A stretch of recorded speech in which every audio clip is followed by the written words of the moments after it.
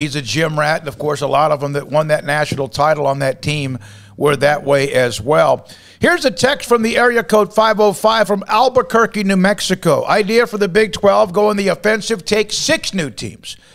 And let's finish this out. Colorado, Nebraska, Brigham Young, Boise State, Cincinnati, UCF. We've heard some of those names before.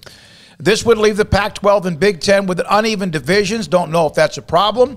And then what the answer, of course, my answer was we appreciate it. Nebraska's not leaving the Big Ten, even if they're upset about anything, at $50+ million a year and growing.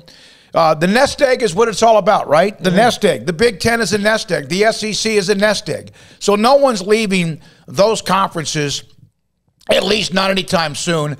And the Pac-12, anybody, Colorado, I don't think anyone has to leave right now because they're still somewhat secure. The Big 12 is the one that seems like it's on an island. Appreciate the response, and also we appreciate the text, but that's not going to happen. But, no, I mean, that would be the equivalent of being on the ocean, and you're on like a sturdy ship that's fine and it's going to get you to your destination, but you decide to hop off to go jump on the ship that's sinking. Like that's what Nebraska would do by leaving the Big Ten. So they're not going to jump off their cruise liner that's a couple days away from arrival and safe and sound and sturdy to go jump on the Titanic that's halfway underwater, because that's basically what that would be. So while it's, Nebraska makes sense in these rumors and stuff that come up just because of the whole way their Big Ten situation has played out and, the fact that there hasn't been a lot of great success. But that money, again, that's what it all comes back to, all boils down to. And like you said, they're not passing up tens of millions of guaranteed dollars every year and security and safety to go try and jump into the Big 12 again. Well, and look, one thing I think people get in their heads about this is that any of this has anything to do with winning football games. Right. It doesn't, because if it did, you could take the worst team from every conference. Like you could take Kansas and Vanderbilt and, Washington State at times in the Pac-12 and, Wake Forest and do all that, Purdue, whatever. But you take the Rutgers, and they could take and make a conference that those teams could win because they'd play each other.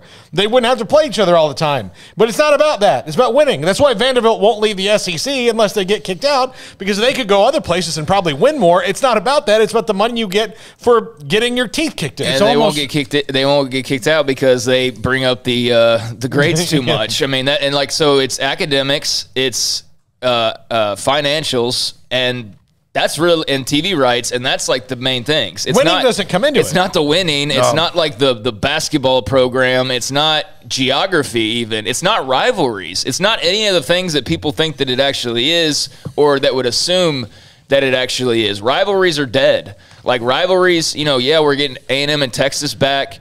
We'll have A&M and Oklahoma, A&M and Oklahoma getting back together. We'll have, some of those, Arkansas, obviously, in Texas, Arkansas and Oklahoma.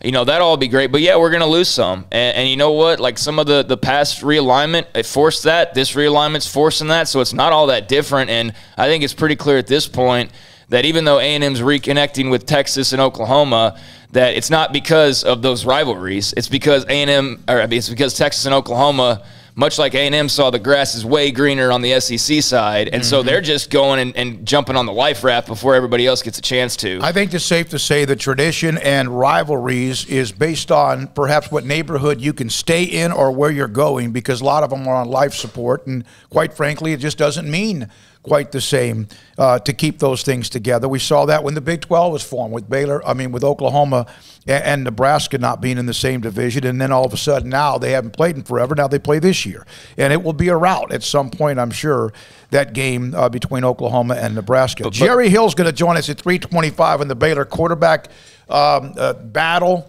I gave him the comment from Craig, what you said about the Jacob Zeno crowd that was constantly chanting his name. And Jacob's a great kid, and it could be an incredible quarterback. We don't know that. But Jerry's going to come on with us and give us more of an insight of what he has seen. He probably has a little bit more access than we do about there is no number one right now. Not sure the coaching staff knows who that is. We can't talk to them other than Dave Aranda, so he'll join us, the first guest at 3:25. Yeah, no, when it comes to realignment, just going back to that for a second, Yeah, whatever your scenarios are that you're playing out in your head or whatever ideas that you're coming up with, and we've loved all the ideas and all the scenarios that people have presented. I think we've all enjoyed, kind of all that the last few weeks. Just get it out of your mind that, that 100-year rivalry is going to matter in the decision. It's not. Get it out of your mind that, friendly alliances are going to matter. They're not. Get out of your mind that any of the things that you think are what's important matter, because they don't. It's really just the money. It's the, the conference allegiances. It's the money more than anything else is what it is. It's the only thing, really. Yeah.